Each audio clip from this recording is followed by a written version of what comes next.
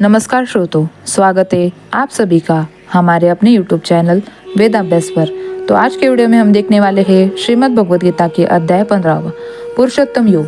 श्री भगवान ने कहा, हे अर्जुन, इस संसार को अविनाशी वृक्ष कहा गया है, जिसकी जड़ें ऊपर की ओर और शाखाएं नीचे की ओर, तथा इस वृक्ष की पत्ती वैदिक शस्त्रों है। जो इस अविनाशी वृक्षों को जानता है वही वेदों को जानकार है। इस संसार रूपी वृक्ष की समस्त योनियों रूप शाखाएं नीचे और ऊपर की ओर फैली हुई है। इस वृक्ष की शाखाएं प्रकृति के तीनों गुणों द्वारा विकसित होती है। इस वृक्ष की इंद्रिया विशेष रूप के कोपले है।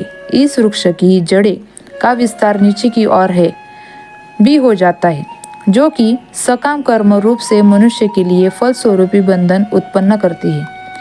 इस संसार रूपी वृक्ष के वास्तविक स्वरूप का अनुभव इस जगत में नहीं किया जा सकता, क्योंकि न तो इसका आदि है और न ही इसका अंत है, और न ही इसका कोई आधार है। अत्यंत हिड़वा से स्थित इस वृक्ष के केवल वैराग्य रूपी हथियार के द्वारा ही काटा जा सकता है। वैराग्य रूपी हथियार से काटने के बाद मनुष्य को उस परम लक्ष्य के मार्ग की खोज करनी चाहिए, जिस मार्ग पर पहुंचा हुआ मनुष्य इस संसार के में फिर कभी वापस नहीं लौट सकता। फिर मनुष्य को उस परमात्मा के शरणागत हो जाना चाहिए, जिस परमात्मा से इस आदि रहित संसार रूपी वृक्ष की उत्पत्ति और विस्तार हुआ है। जो मनुष्य मान प्रतिष्ठा और मोह से मुक्त है तथा जिनसे सांसारिक विषयों में लिप्त मनुष्य की संगति को त्याग दिया है, जो निरंतर परमात्मा स्वरूप में स्थित रहता है, जिसकी सांसारिक कामनाएं पूर्ण रूप से समाप्त हो चुकी है और जिसका सुख दुख नाम का भेद समाप्त हो गया है, ऐसा मोह से मुक्त हुआ मनुष्य उस अविनाशी परम पद को प्राप्त कर सकता है। उस परम धाम को न तो सूर्य प्रकाशित करता है, न चंद्रमा प्रकाशित करता है, और न ही अग्नि प्रकाशित करती है। जहाँ पहुंचकर कोई भी मनुष्य इस संसार में वापस नहीं आता है, वही मेरा परम धाम है।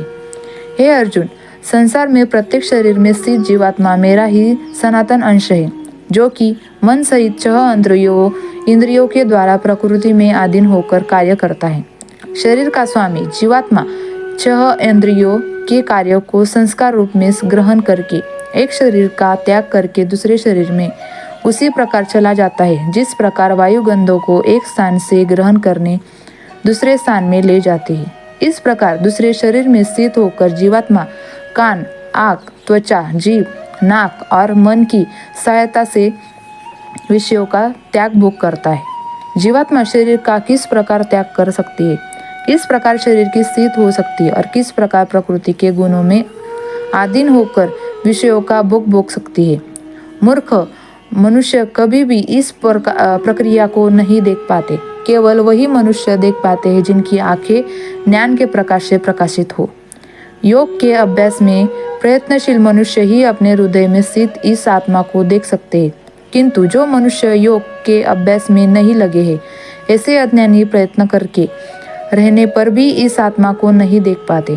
हे मनुष्य, जो प्रकाश सूर्य में स्थित है, जिससे समस्त संसार प्रकाशित होता है, जो प्रकाश चंद्रमा में स्थित है और जो प्रकाश अग्नि में स्थित है, उस प्रकाश को तू मुझसे ही उत्पन्न समझ। मैं ही प्रत्येक लोक में प्रवेश करने अपने शक्ति से सभी प्राणियों को धारण करता हूँ, और मैं ही चंद्रमा के रूप में वनस्पतियों जीव रस बनकर समस्त प्राणियों का पोषण करता हूँ। मैं ही पाचन अग्नि के रूप में समस्त जीवों के शरीर में स्थित रहता हूँ। मैं ही प्राण वायु और अपान वायु को संतुलित रखते हुए 4 प्रकार के चबाने वाले, पीने वाले, चाटने वाले और चूसने वाले अन्नों को पचाता हूँ। मैं ही समस्त जीवों के हृदय में आत्म रूप में स्थित हूँ। मेरे द्वारा ही जीवन में वास्तविक स्वरूप में स्तुति, स्मृति, विस्मृति और ज्ञान होता है। मैं ही समस्त वेदों के द्वारा जानने योग्य हूँ। मुझसे ही समस्त वेद उत्पन्न होते हैं और मैं ही समस्त वेदों को जानने वाला हूँ। हे अर्जुन, संसार में 2 प्रकार के जीव होते हैं, एक नाशवान और दूसरे अविनाशी। इसमें से समस्त जीवों के शरीर में नाशवान होते हैं और समस्त जीवों की आत्मा को अविनाशी कहा जाता है। परंतु इन दोनों के अतिरिक्त एक श्रेष्ठ पुरुष है, जिसका परमात्मा कहा जाता है। अविनाशी भगवान तीनों लोक में प्रवेश करके सभी प्राणियों का भरण पोषण करता है, क्योंकि मैं ही क्षर और मैं ही अक्षर दोनों से परे स्थित सर्वोत्तम हूँ। इसलिए संसार में तथा वेदों में पुरुषोत्तम रूप में विख्यात हूँ। हे भरतवर्षी अर्जुन, जो मनुष्य इस प्रकार मुझसे संशय रहित होकर भगवान रूप में जानता है, वह मनुष्य मुझे ही सुख कुछ जानकर सभी प्रकार से मेरी ही भक्ति करता है।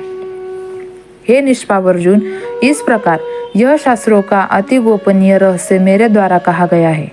भरतवर्षी, जो मनुष्य इस परम ज्ञान की इसी प्रकार की समझता है, वह बुद्धिमान हो जाता है और उसके सभी प्रयत्न पूर्ण हो जाते हैं। इस प्रकार उपनिषद, ब्रह्म विद्या तथा योग शास्त्र रूप श्रीमद् भागवत गीता के श्री कृष्ण अर्जुन संवाद में पुरुषोत्तम योग नाम 15वां अध्याय संपूर्ण हुआ। हरिओम तत्सत।